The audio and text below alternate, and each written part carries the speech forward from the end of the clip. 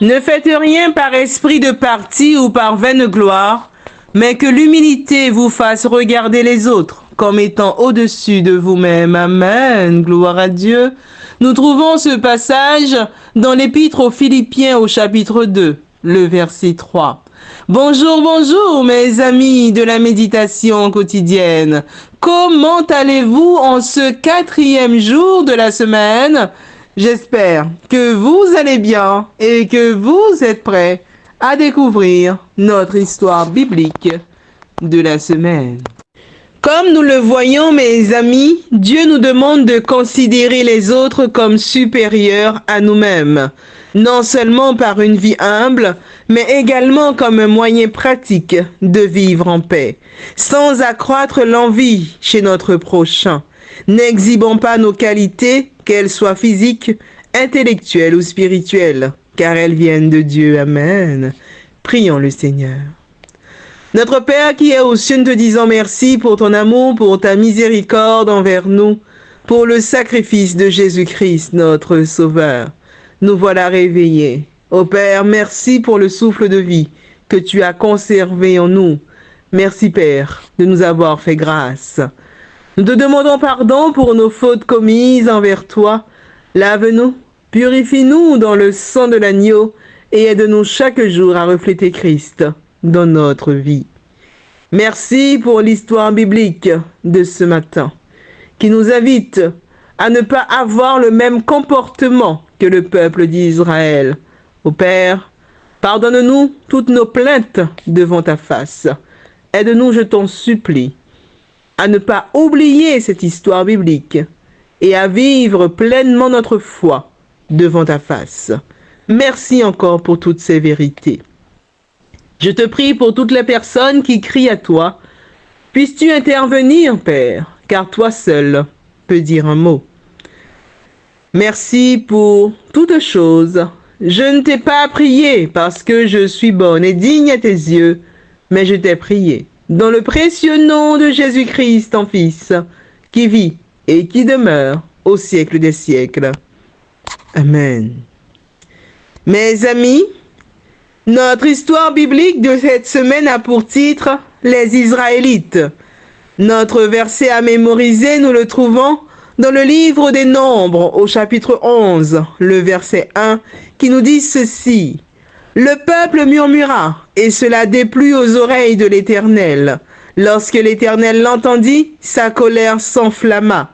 Le feu de l'Éternel s'alluma parmi eux, et dévora l'extrémité du camp. » Nous trouvons le récit biblique dans le livre des Nombres, au chapitre 11, les versets 1 à 3, qui nous disent ceci.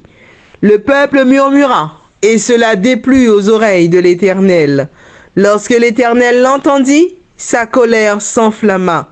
Le feu de l'Éternel s'alluma parmi eux, et dévora l'extrémité du camp. Le peuple cria à Moïse.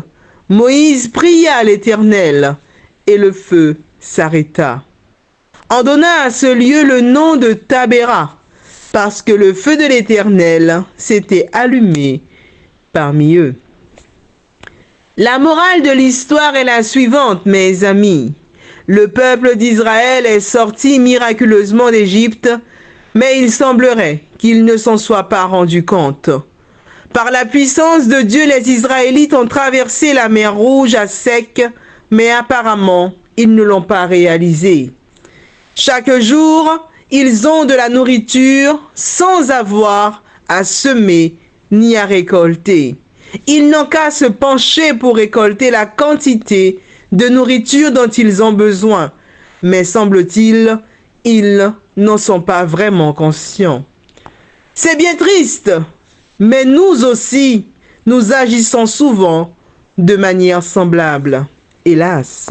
Dieu accomplit un miracle après l'autre, nous donne ce dont nous avons besoin, s'occupe même des plus petits détails, mais nous continuons à murmurer, à nous plaindre, parce que quelque chose nous manque. Hélas.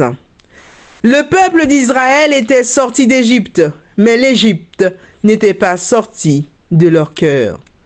Les esclaves délivrés voulaient redevenir esclaves.